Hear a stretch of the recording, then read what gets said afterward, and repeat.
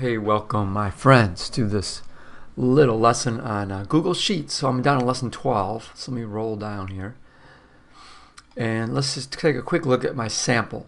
So Google Sheets, it's a spreadsheet. Microsoft Excel is probably one of the most, if not the most famous spreadsheet in the world. And so Google Sheets is like a little bit lighter version of Excel. Of course, it's free, so what do you want? So here's the sheet we did. So spreadsheets, you've probably worked with them, or you've seen them. You have an idea what they're like. Very, very powerful tools. We just want to work a little bit with it. So what I'm doing is we're just making a little assignment where you're going to put some data in. blackRocks or whiteRocks. And then you want the spreadsheet to calculate the difference between the two. So watch what happens if I change 6 and make it 9 and hit enter, then this automatically changes to 4. So it's doing 9 minus 5. So that's a formula. I can show you how to do that. And then the same thing's happening down here. It's adding up the sum. It's adding up all the whiteRocks, all the blackRocks, and it's finding the average. And then when you're done, you're going to make a little chart. And notice in my chart, I've got my numbers. So it's showing me how many. And it's nice because everything's updated. See, when I changed that whiteRock to 9, that changed my graph on money to 9. If I change it to, say, 15 whiteRocks, that changes this to 15. So it's cool. Everything's changing. It's all like linked together live. That's very sweet to do that. So pretty intelligent. Maybe this is enough. You just try to on your own. Some of you have a little experience. You can play with it. The best way to learn something is just to kind of play and figure it out. Or if you want some help, you keep watching and I'll go through this with you. First thing is, if you didn't read the backstory, you should take a minute and read this. The whiteRocks, blackRocks, it's right here. It's kind of interesting what they represent, whiteRocks and blackRocks. I'm not going to talk about it in the video though. You read that. So how are we going to make this? So here's what I'm going to do. I'm just going to recreate it right over here on the side, and you can just watch me how I do it. I'm going to write in the day. I'm going to write black, white, diff, right? I'm gonna write a little bit more. Now notice the one thing difference. See how it's that's called wrapped. The text is wrapping. When it's so long, it doesn't fit. Normally what will happen when you first type it in, right here is how you do the text wrapping. So normally it's overflowing. It's like this. And that looks kind of weird, right? So when you first type it in, that's how yours may look. So what you want to do is come here to this tool, text wrapping, click on it, and then you have 3 different choices. Overflow to the left, clip it, that's kind of weird, or wrap it. So when you wrap it, it's going to make the row a little bit fatter, right? Rows go across, columns go up and down. So the row got a little bit fatter to take that into account. So I did that one. Then I wrote in my days of the week, Monday. Now you know what? I don't even know if this will work, but I'm going to try this. A lot of times spreadsheets are very smart, and once you start a pattern, there might be a way to it'll know what you're going to type next. It'll anticipate it. So I started Monday, Tuesday. If it knows this pattern, you click to this little box and you drag. Let's see if it knows it. Look at that. That is pretty sweet.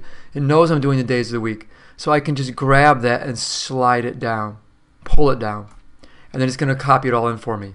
That's very powerful. I love that. I didn't even know it did that for days of the week. And then the black. So what you could do is you could think in your mind. You could even do this, spend a week and do the blackRock, whiteRock thing, or kind of guess it. Just, so I'm showing you, I'm just going to type a little data in. So 4, 5, 8, 9. I'm going to pause the video. Okay, I'm back. So I got my numbers typed in. Now, the next thing I do is I want to make it look a little better.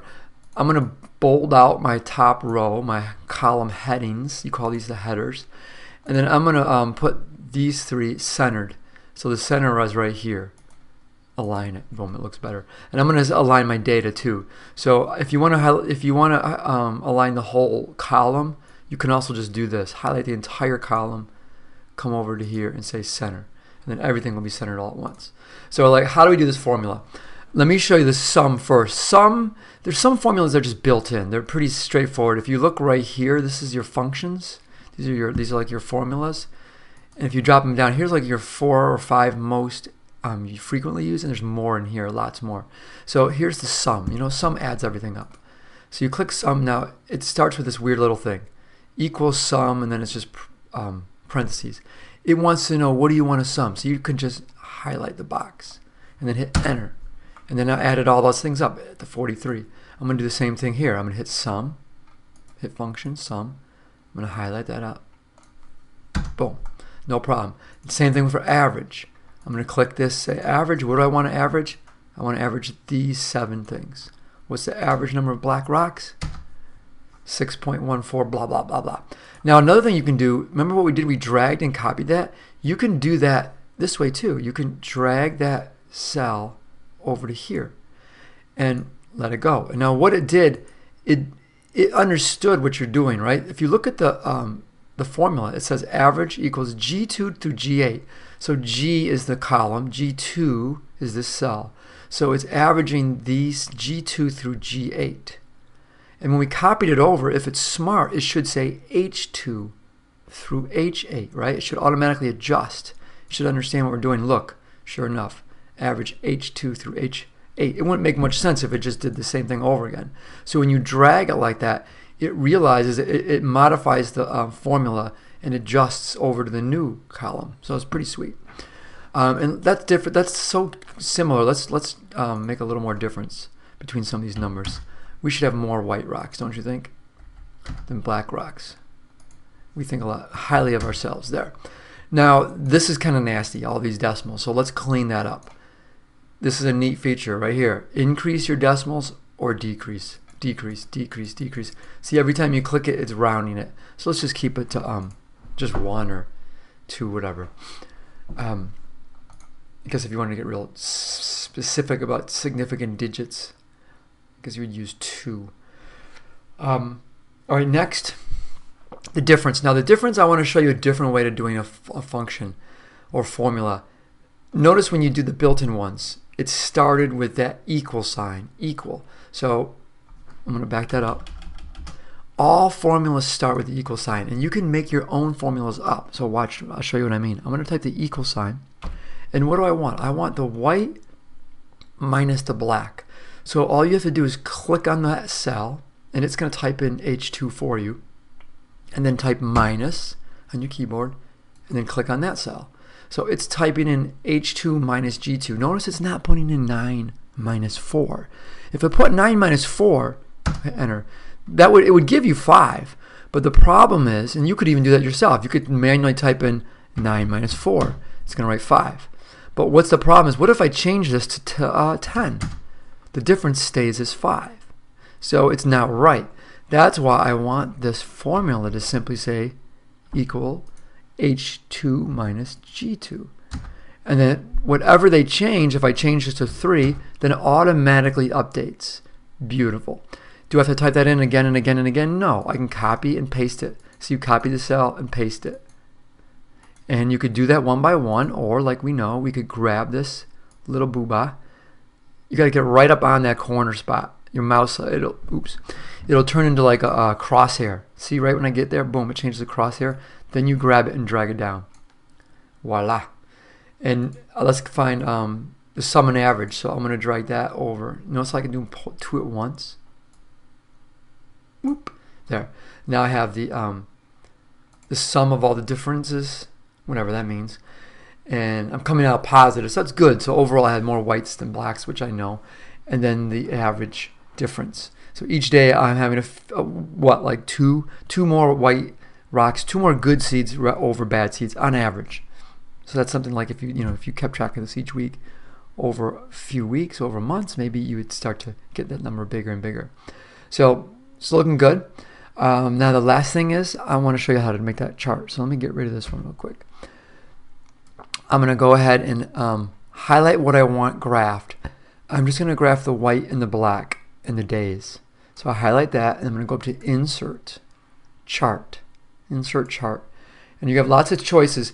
Now this data, it just works well for a bar chart because you're comparing 2 things to each other. It lines up nice. I'm not going to go into a big explanation about different charts, but you can do a lot of different chart types, and it'll help you if you're doing a project for like science class or something. They want you to do a scatter plot or whatever.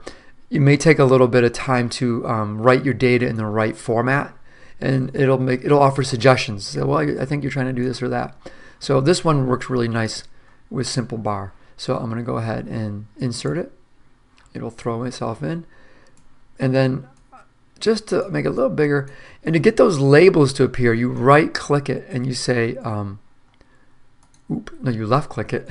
You left click it and you say data label value, and then you can see the actual numbers, which is nice.